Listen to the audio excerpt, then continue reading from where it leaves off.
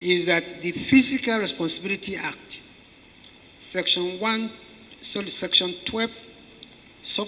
2, allows for the budget deficit to exceed the 3% threshold if, in the opinion of the President, there's a clear and present threat to national security and the sovereignty of the Federal Republic of Nigeria.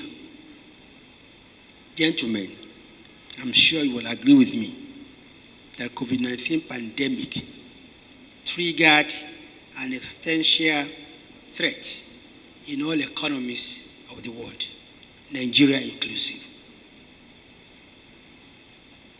Though Nigeria quickly recovered from the economic recession, it is now facing the effects of the Russia-Ukraine war, the lingering impact of COVID-19, and elevated inflation as in most economies, prompting monetary tightening with the adverse effects on capital inflow to emerging market economies. While Nigeria may be facing economic challenges, former Vice President's pronouncement that the future of the country's economy is bleak is sheer scaremongering. The country's economic outlook is not bleak. Instead, the economy has been resilient, having recovered from 2 recessions within 5 years, in 2016 and 2020. The Nigerian economy has sustained its recovery from the 2020 recession for the 7th consecutive quarter, growing by 3.54% in real terms in quarter 2, 2022, from the 3.11% in quarter 1, 2022. Many sectors recorded positive economic growth in quarter 2, 2022, reflecting the effective implementation and success of policy measures prescribed in the Economic Sustainability Plan, ESP, Annual Budget, Finance Acts, and National Development Plan. On debt, former Vice President said, and I quote, "We will review the country's debt strategy by focusing on concessional and semi-concessional sources with lower interest rates and relatively long-term maturity." End of quote. Again, that is already being done by this administration. In order to manage debt service costs and reduce refinance risk, the thrust of the strategy is that this administration will maximize concessional borrowing from multilateral and bilateral sources. In addition, new borrowings in the domestic and international capital markets would be for long tenors. Concessional borrowings are in any case long-term loans.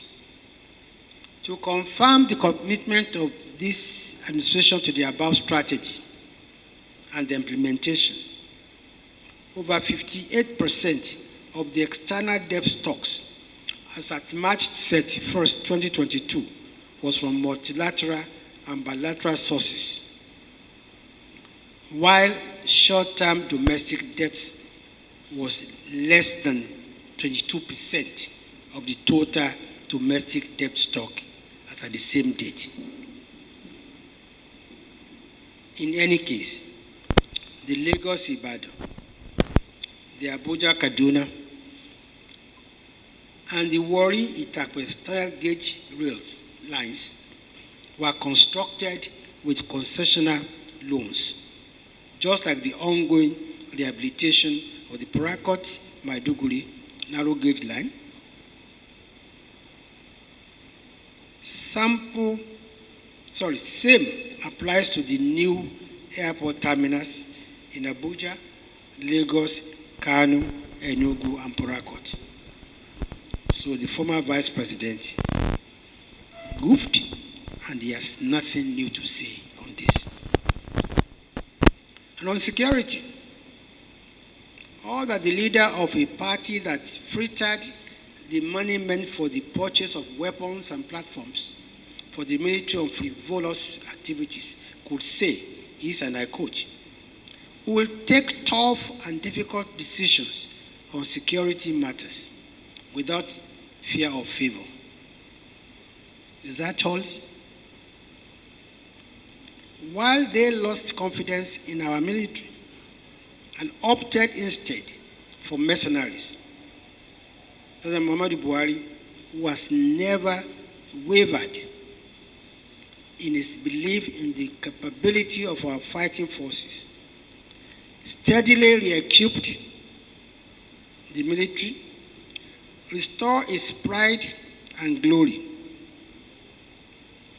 And today the military is decimating the bandits and terrorists that had held sway in some parts of the country, thus restoring security. Gentlemen, let me say that I'm not really very surprised.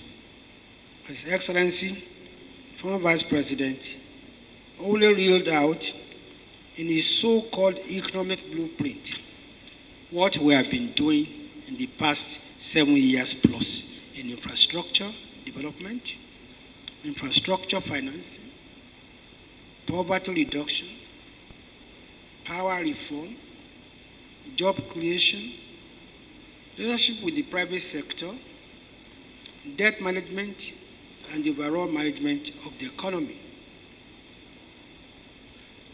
That's what you get from a presidential candidate who leaves the country after losing an election, only to parachute into town when another election is due.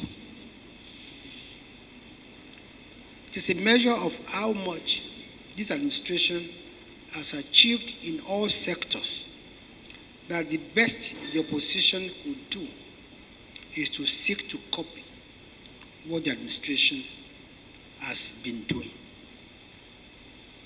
Yet the opposition, in its desperation to get power, has continued to deny and derogate the administration's achievements. For the records, there's nothing we have said today on the achievements of this administration that we haven't said before in various fora. However, no amount of deceit, misrepresentation, scaremongering, distortion of facts, or derogation can subtract from the visible achievements of the Buhari administration. An administration that engaged in massive infrastructure development despite paucity of resources. An administration that introduced the most expansive and effective poverty reduction and job creation policy in the history of this country. An administration that re-equipped the military and restored its pride and glory to tackle daunting security challenges instead of resorting to the use of mercenaries. An administration that is moving the nation from darkness to light by embarking on the most ambitious electricity project yet. An administration that is partnering with the private sector to tackle the challenges facing the nation.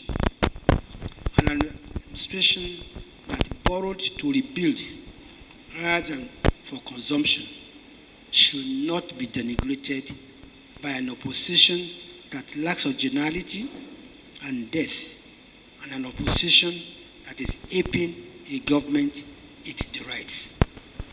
I thank you for your kind attention.